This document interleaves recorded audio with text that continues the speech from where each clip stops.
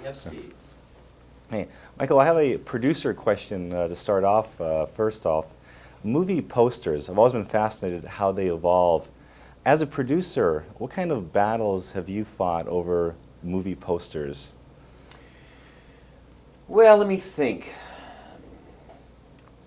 We remember we had some debate on One Flew Over the Cuckoo's Nest, trying to come up with the right style or the tone. Romancing the Stone. But I'm one of those people who believes that these guys know what they're doing. I mean, my job is trying to make as good a movie as I can, but when it comes to posters and trailers, I usually take my lead from the people. The purpose of a poster or a trailer is to try to promote the movie. It may not be an exact replica of what the film is.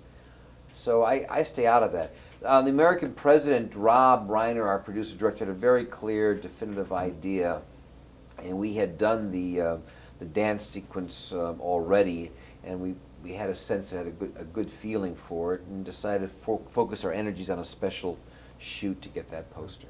You know, I loved your outfits in this movie, the costumes. I'm just wondering, what does the President of the United States wear different than, say, Gordon Gekko would wear? Oh well, it's entirely different. I mean, the cuts are very different. Gordon had much more use of shirts and ties. He also had a lot of double-breasted suits, which the president does not have a lot of. And with the president's wardrobe in this picture, you worry much more with this angle here, because most presidents, that's why they spend so much time finding the right lapel height. I mean, they really do, and to kind of create that square, because most of the presidents, you're shot, whether it's on camera, giving speeches, or otherwise, in that capacity. You know, I love the scene where your character calls Annette Bening, and she doesn't believe it's the president. Yeah. Now, how often do you call people up and they don't believe it's Michael Douglas? Not too often. They usually recognize the voice fairly fast. Is that the Michael Douglas? Or they get very cool. A lot of times, people just get cool, like pass over it. But that was a cute scene. That was done very well. When she hangs up on him. Yeah. The soundstage sequences. I'm just curious. Did you notice that there was an increase in traffic of people wanting to tour the sets of this movie? When we were on the sound stages, well, I led a lot of those tours. I mean, they did such a beautiful job on the recreation of the sets. That whole opening sequence when we start off in the private quarters of the White House, come down the elevator, across to the West Wing, East Wing. It's quite spectacular, and we always had a lot of people come by. I'd love to give the tours, because the upstairs was a direct. Well, all of it was like direct replicas. So when we got to the private residence sections, we encouraged a lot of people, my friends, to come on down. They could take a look, and this is exactly how the room designs are up there. Well, how did you feel when you were sitting behind the desk in the Oval Office?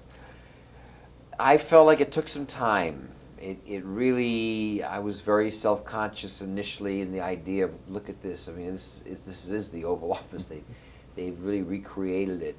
And I work out of fear. I mean, most of my initial acting starts out with a tremendous attack of anxiety about, can I do this or will I do this? And then you slowly just gain confidence for yourself. And then once you're confident, it doesn't really matter what anybody else thinks, because as long as you trust yourself. And it's a hoot. I mean, I have a lot of little memorabilias. I've got all these great pictures. And I just love seeing the movie. I said, look at this. I mean, I said, I love this country. I love this country. Even a putz like I can play the president and have a good time. So I got a big kick out of it. You know, when we spoke a year ago, you had just come from the White House. Your dad had received an award at the White House. Right, Kennedy Honors. Yeah. Do you remember the very first time you went to the White House? Who was president and what happened?